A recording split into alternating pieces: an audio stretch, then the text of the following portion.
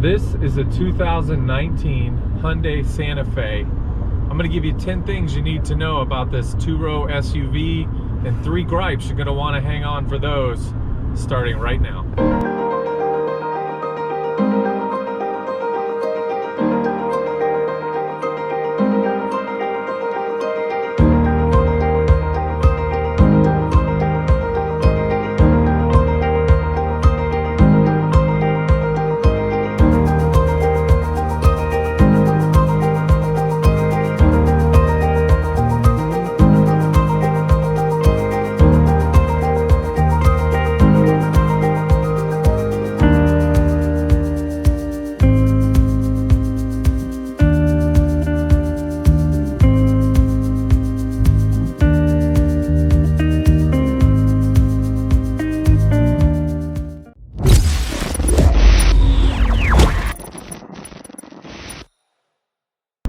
So Hyundai reassigned this SUV to a different market segment. So specifically, it used to have a 3rd row, and now they're really marketing it as what's called a 2-row SUV.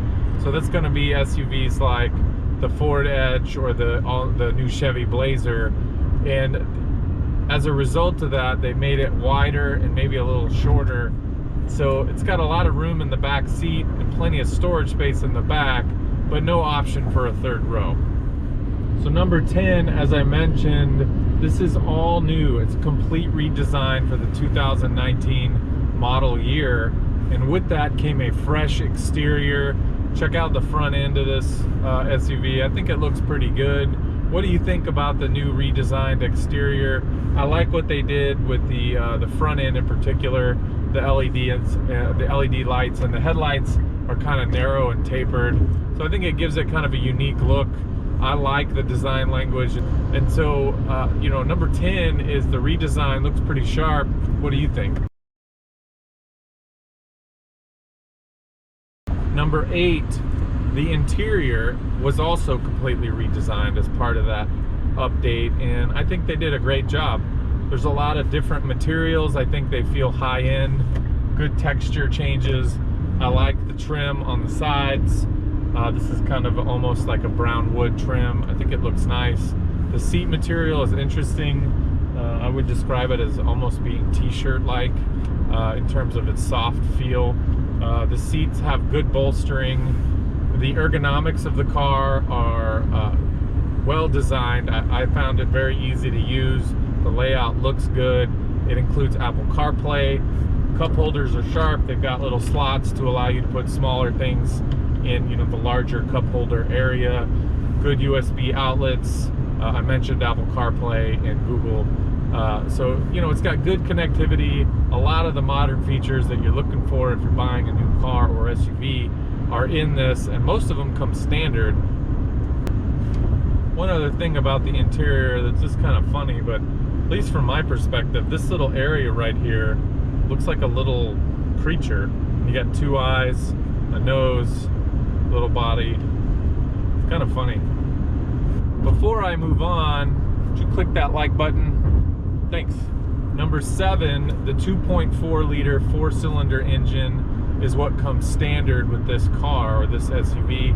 You can get that in the SE and the SEL trim. It has 185 horsepower. Now if you want the upgraded 2-liter turbo, which has 230 horsepower, you're going to need to upgrade to the limited or the ultimate trim levels. So you can't get that option in some of the base model or the base or lower tier trim levels. That's a little bit disappointing. I'm driving the 2.4 liter. I have read some reviews that have said that it feels a little bit underpowered. I would not necessarily agree with that. I think I've driven some other SUVs that are truly underpowered compared to this one. But it isn't like it's some kind of rocket ship. I wouldn't describe it as powerful. It's adequate. Number 6, the safety the safety features. So it has the adaptive cruise control. It's got the lane keep assist. It's got a good blind spot monitoring system, which is really good, and I'll tell you why in the gripes. So overall, it's got some good value safety features. that I think make it a good value at the base level, in particular the SEL. One thing I would say sets this apart from the Toyota nannies, as I like to call them, but the safety features, is they aren't as annoying. So the beep sound when you go out of your lane, just a little soft beep, it's not nearly as annoying, and it seems to be a little bit more difficult to set off. So I appreciate that. I like that it's there, but not that it's beeping at me all the time. The lane keep assist worked really well, but I did find in some lighting, particularly with trees, shadows across the road, it really struggled with figuring out where that middle line was. And so it's not a perfect system, but it works really good. Hey, before I continue with the list, if you're new to my channel, my name is Mike, and I do car, truck, and SUV reviews of the vehicles that I drive on a regular basis. Consider subscribing. I have new videos every Monday, and check out some of my other videos on my channel. Like this video, and let's get back to the list. Number 5, this model is equipped with what's standard, which is front wheel drive. So that front wheel drive system is hooked up to that 2.4 liter engine that I mentioned. It comes with an 8-speed automatic transmission. I found the transmission to be very smooth, quiet. The shifting was just excellent. That's a great transmission. I really liked it. I averaged around 31 miles per gallon on the highway. Overall, averaged a little bit below 27 miles per gallon. I think that's pretty good. That's better than the Ford Edge that I drove. But I have to say, I didn't necessarily get an opportunity to drive this in the city very much. And so while I spent a lot of time on the highway, you know, that's contributing to the better miles per gallon. This is available with an optional HTrack system. So the HTrack, or Hyundai, you know, all-wheel drive system is what their branding calls it. And while I haven't reviewed it, I do think it's kind of a funny name. It sounds an awful lot like HTrack. Number 4, the rear seat room has grown extensively over previous generations. Maybe not the last one, but the Santa Fe 2-row design allows for, you know, a really big back seat. And I think you could fit 3 adults comfortably back there. I fit much more comfortably than a lot of the smaller SUVs that I've driven. And the far hatch has quite a bit of storage area. Now, it doesn't compare to a large SUV. I would describe overall as being roomy and competitive with what's in the market, but not class leading or something like that. Number 3 is adaptive cruise control. I've been wanting to talk to y'all about this for a while. So there is some different applications, or one in particular, an application for adaptive cruise control that I had not previously understood. And the more I drive these cars, the more I'm realizing there's a lot of value, and possibly kind of a game changer if you're a commuter. So you turn on adaptive cruise control on, let's say, a highway like I'm driving right now. Well, in that scenario, you set it to 70 miles an hour, and then you set the distance that you want to keep from the car in front of you. Typically, they have about 3 settings, you know, far, farther, farthest. Well, with adaptive cruise control, with the modern systems, you can do that at 45 miles an hour on a slow-moving highway in traffic. Now you set it for 45 or even 70. And then the traffic slows down to 60, 40, 30. Your vehicle is going to keep that distance from you and the vehicle in front of you without you needing to gas or brake. So it takes that function away from your use in a really positive way. It's less that you have to think about, less that you have to do.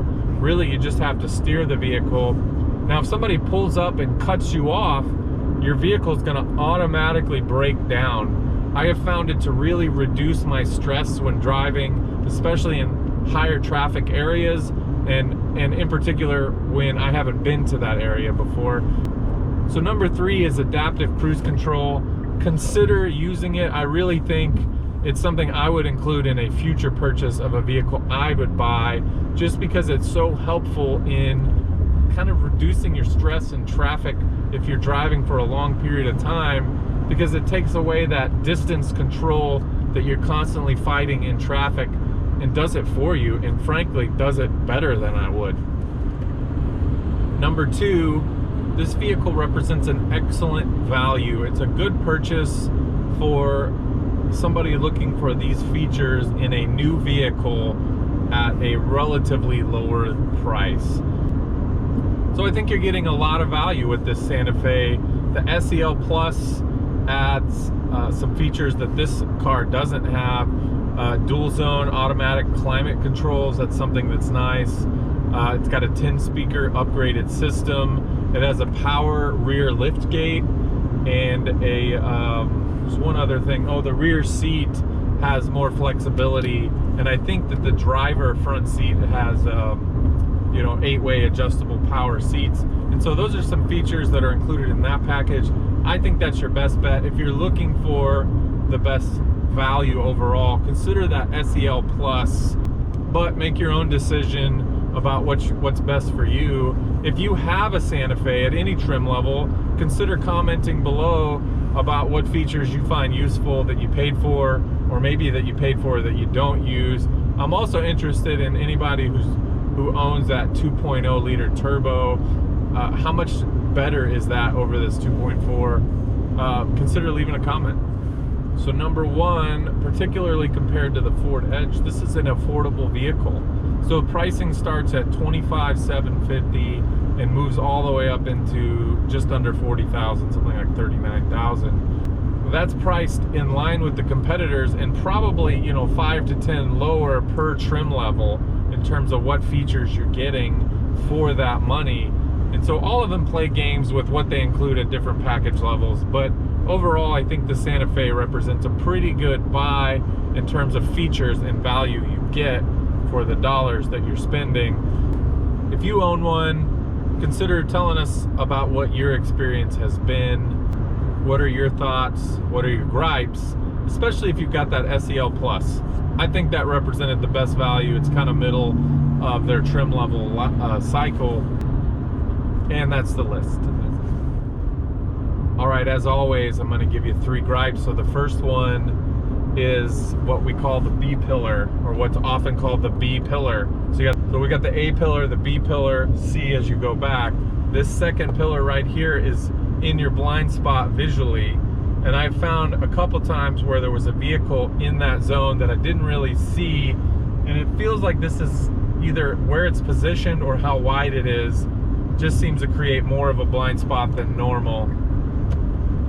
Number 2, and this is a big one for me, this rear view mirror is tilted all the way up as far as it will go. If I were to tilt it up more, it would break, and it's not up enough for me to see out the back window. So I tried to see if maybe it had been misaligned. It doesn't appear to be, and so that's a big gripe. If you're a taller person, you can't see out the rear window without breaking the mirror or something. Don't like that. So the third gripe is the rear hatch, which is just too low. I wish that they allowed it to open a little bit more. Perhaps they don't because of garage doors being above a car when it's in the garage, but I hit my head on this one, and it was raised all the way. So it's not even 6 feet where that level sits when it's open. Hey, thanks for watching. If you own a Hyundai Santa Fe 2019 or newer, consider leaving a comment. Tell us what you think about it and why you decided to buy that one versus maybe something else. Thanks for watching. Again, my name is Mike. Check out my channel, Car Mike, for other car, truck, and SUV reviews. Consider subscribing, click the bell notification, and finally, like this video and have a great day.